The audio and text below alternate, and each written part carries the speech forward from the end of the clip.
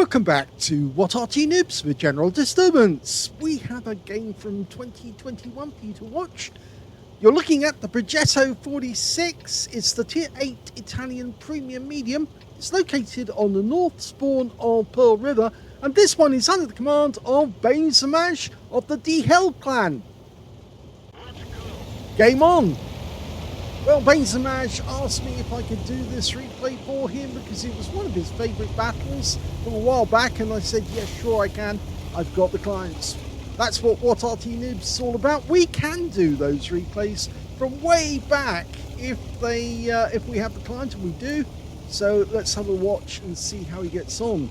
Now, it's a 3-shot auto reloader, and so he's capable of pumping out 90mm rounds. First round into a VK, second round in kill shot. Yep, got him. So he's got his first kill and only took one shot from the VK2801. Now this tank actually didn't exist, draft designs only, and it was considered but never actually put forward. It was part of the standard tank project to actually build a European tank, which actually ended up being the Leopard in the end. Ooh, he's just spotted an enemy tank who's AFK back at the cap, and he'll take advantage of that because, yes, he can take him out. Guy's moving, but it's too late, and you're toast. That's his second kill. It really is very powerful, but ideally you need to only fire a couple of rounds and then let the auto reload put the next shell in the breech. But if you've got a target that you can take out with 3 rounds, then go ahead and do so. But if you do so, it actually does reduce the DPM, and that means you might end up getting less damage on the enemy than you might have had if you'd actually held onto your shells for a little while longer.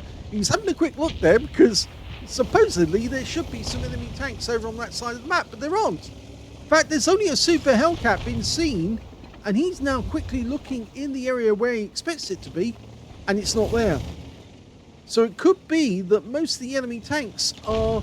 Oh, no, somebody's been spotted. It's a T-37. First shot in. Reloads. The inch clip reload is really fast. 2 seconds between each shot. Oh, and he's found another one, the Super Hellcat. Long range shot, and he gets it. And he got the T-37. Can he get the kill shot? Missed it. It went into the dirt nearby. But that was some very good shooting. And if the Super Hellcat pops out again, he might just be able to take him out. He'll wait until the reload, but if the guy presents an opportunity, he can take him down. Now, it's 240 Alpha, and with standard rounds, it's 212 millimeters of pen. With the APCR, but you have to reload all of those shells, it's 259 millimeters. And with the HE rounds, you can do 320, but it's only 45 millimeters of pen. Okay, you can see that he's loaded the high or the large repair kits because as a medium tank, it actually pays him to have a large repair kit, get all of his problems fixed at the same time rather than have to worry. And he's found a couple of problems. Yep, and tries to get a punch around in. That one went through. That one went in and killed him. But he needs to pull back because that Comet and the 17-pounder just set him alight. Ouch. Well, that's cost him 62 hit points from the fire and 152.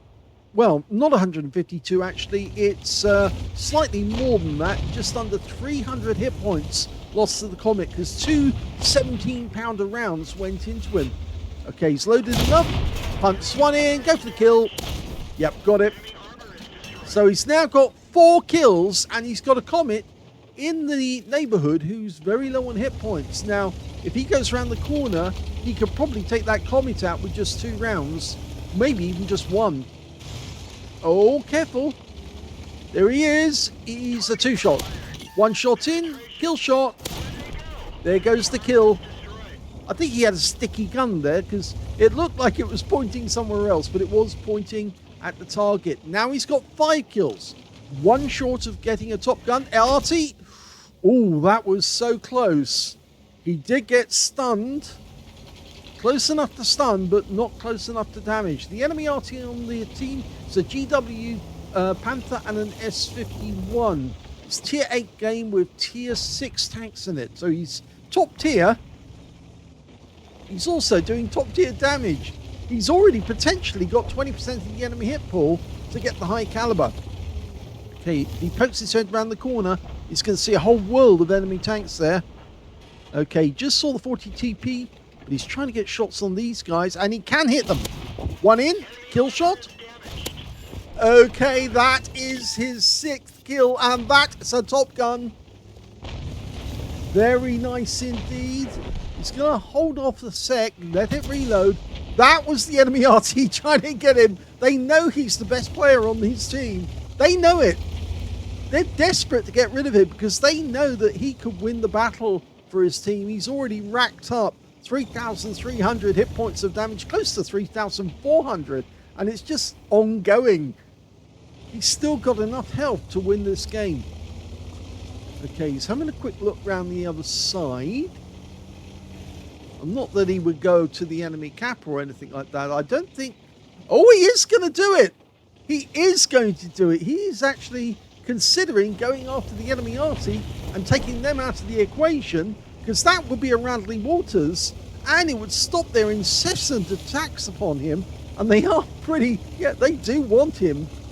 I think he realizes... There's the S51. Auto aims on. First shot misses. And he didn't get a second shot because the buildings around there actually protect him. There's the GW. He's reloaded. 3 shots. Probably need 2. Yes, got the kill. Okay, so that's 7 kills. The guy's raising his gun, but he can't shoot in this direction. And now he's vulnerable, and we're just letting the shells go in. That was through the gun shield. There's the kill. That's a Radley's and a Pascucci's medal. There are only 4 enemies left, but there are 4 on his team as well. But most of the enemies on the enemy team are actually heavies. The enemy team got 3,083 hit points left. Our team only got 2,313. Now the T-29's a tier 7. That's the guy who's up ahead of him. There's also that Super Hellcat, but that Super Hellcat is a one-shot, and he's now loaded for bear with 3 shots. Admittedly, he's going for the AP. First, can he get the shot? Okay, go hull down. Gun depression is 9 degrees. First shot, Super Hellcat goes down. Gets one into the T-29, but he doesn't kill him. And he just annoys the guy.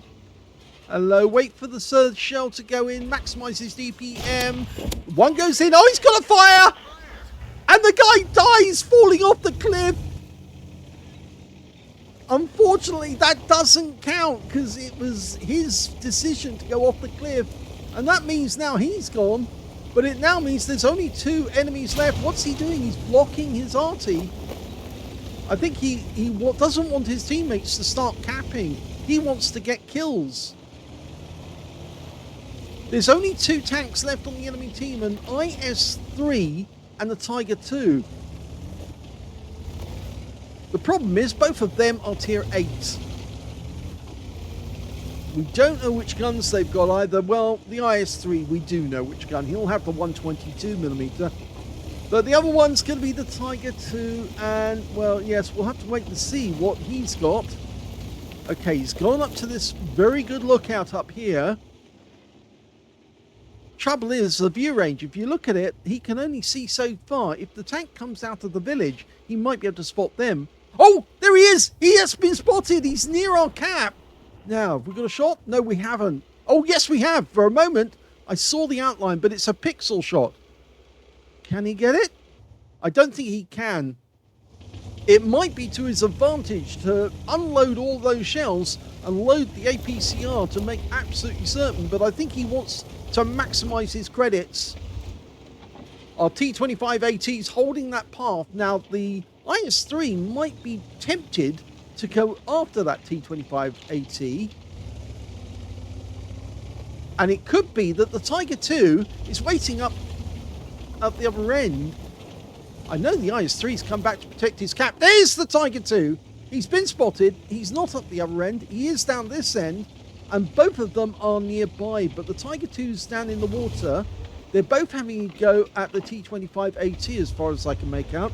We should be able to take out the IS-3 if he moves into a position. They can't see us at the moment. We're too far away. He's telling the T25AT, fall back so I can get them. He wants them to fall back. Moving to support your position. He knows what he's doing. The T25AT is smart enough to realize that he's setting up a trap. Those guys don't know how close he is. If the oh, there's the Tiger 2. He's directly in front now. Oh, the T25AT went forward and just gave himself away to the Tiger 2. First shot ricochets. Go for the lower plate. Yes, gets the next one in. Gets the next one in. Okay, so he's got those in. Now he has to go around this corner, which means he would be spotted. No sign of the spotting. Okay, well, he's free and clear now to pick another ambush point. It's 2 versus 2, but the E25 is watching from a distance, and he'll probably pick a moment to use his 75mm to plant around into the rear of the IS-3. In the meantime, we're going to pick a spot where we can see them, but they can't see us. There's the Tiger 2.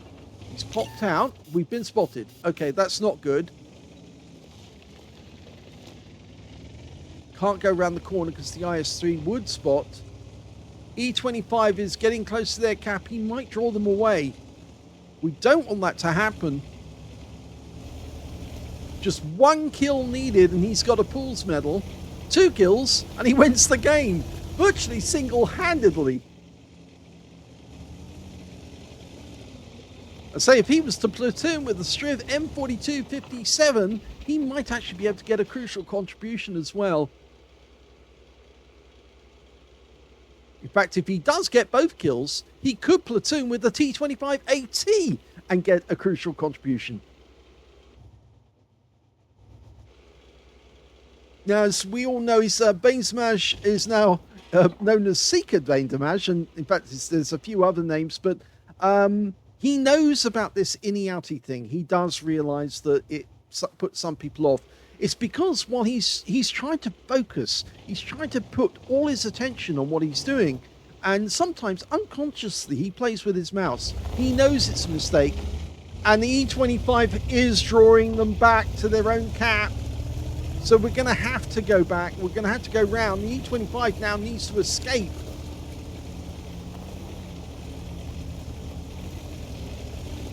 Okay, we can see them, but they're behind the buildings. The Tiger just took... Oh, he just took a hit! He's gone to the E25, so the E25 now has 1 kill. But we need to get that last kill in order to get the Pools medal. And if the E25 takes him, then that's out of the question. We don't want the E25 to die. We want him to escape from that IS-3.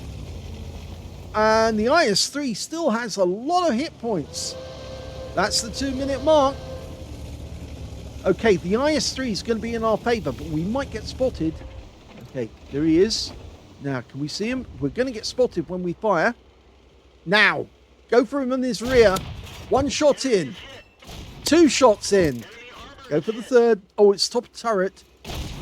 No, ricochets off. He's going to have to let the reload go in. Now would be the good time to switch to the APCR, but he's decided not to do it. He wants to maximize his credits.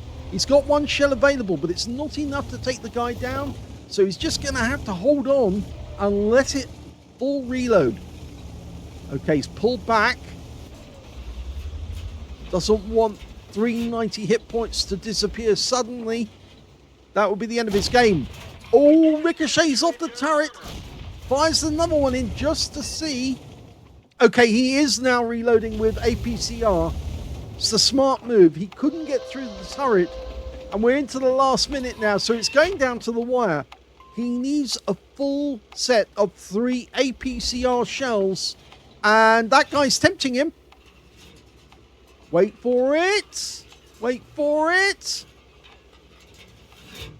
Go for it. Yes, gets the first one in. Gets the second one in. Kill shot. Yes, wins the game. What a fantastic game by Bane Seeker Smash. Fantastic game. Brilliant. That was one hell of a game, a very exciting one by Bensamaj in the Progetto M35 Mod 46. He managed to get an ace tanker out of that game. Well, you wouldn't expect anything less, actually. He also got a bruiser medal for getting at least 5 critical hits. In fact, he got 8. He got a duelist for taking down 2 tanks who damaged him, a 5 for effect for doing more damage than hit points for his own vehicle. He also got a Pascucci's medal for taking down 2 tanks, taking down both enemy SPGs. He got a Pools medal for killing 10 enemy vehicles. In fact, he got 10 exactly. A high caliber for dealing the most damage in the game, as well as a tanker sniper for getting the most damage at a distance of 300 meters or more. And on top of that, he got the Top Gun for getting at least 6 kills. What a game that was. You can see that originally that game came from 24th of September 2021. So an absolutely fantastic game, way back, and I can understand why Bensamaj wanted that. I keep calling him Bensamaj, but it's Bensamaj in this game. Let's have a look at team score. Well, we can see the highest damage was 6,402 hit points. The second highest damage was less. Well, it was about half of that actually. That was, or slightly more than half. The IS-3, he got 3,772 in second place. And in third place, it was the SU-100M1, the guy he killed in the village. He got 1,743. When it came to kills, nobody could beat Bensamaj. He got 10 kills in that one. 4 kills went to the IS-3, and then 2 kills went to the Striv M4257 on his own team, the Tiger II, the Super Hellcat, and the S51 on the enemy team. And when it came to base XP, yes, really look at that, 1,859, a very high base XP for a Progetto. Second highest being the Striv M4257 with 798, and the third highest being the IS-3 who managed 792. Let's have a look at the detail report. He fired 38 rounds in that game.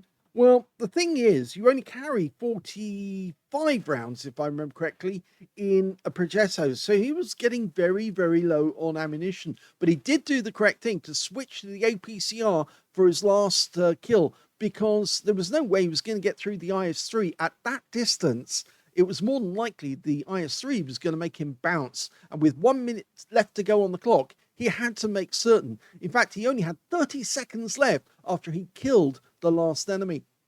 So he got 35 direct hits, 31 penetrations, 6,402 hit points of damage, of which 2,375 were at more than 300 meters. He received 6 hits from the enemy, and all 6 penetrated, because the Progetto doesn't really have much in the way of armor. It was designed to move fast and to avoid shells, not to actually get hit. And so, yes, they put as little armor on it as they could to make this tank go fast. It does go fast, 55 kilometers an hour, which is a reasonable speed for a medium. He also received 1 hit by way of splash damage because, of course, the S51 wouldn't leave him alone. Neither would the GW, for that matter. 4 enemy vehicles spotted. I think those were also the VK2801-105, or not the 105, but it was the VK2801 and both Artys. He was the first one to spot them. 13 enemy vehicles were damaged, 10 were killed, so he only didn't hit, only 2 of the enemy tanks were not hit by him. He actually damaged the rest of them. 68 hit points of damage assistance. On a premium count, he actually made a profit of 187,261 credits from that game. And on top of that, 11,435 experience points. That was a really brilliant game. You won't see many Progetto games as good as this one. It really was good. And I'm very pleased that Bensamaj actually contacted me to ask if I could do this one for him.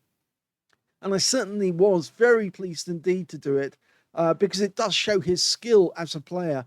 And I hope he gets a lot of enjoyment out of watching this.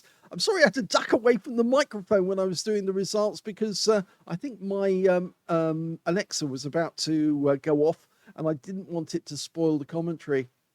Hope you enjoyed that replay. If you did, please give this video a like. Do subscribe to our channel. Leave a little comment down below, because it feeds the algorithm, and the algorithm does like to eat all those comments that you put up there.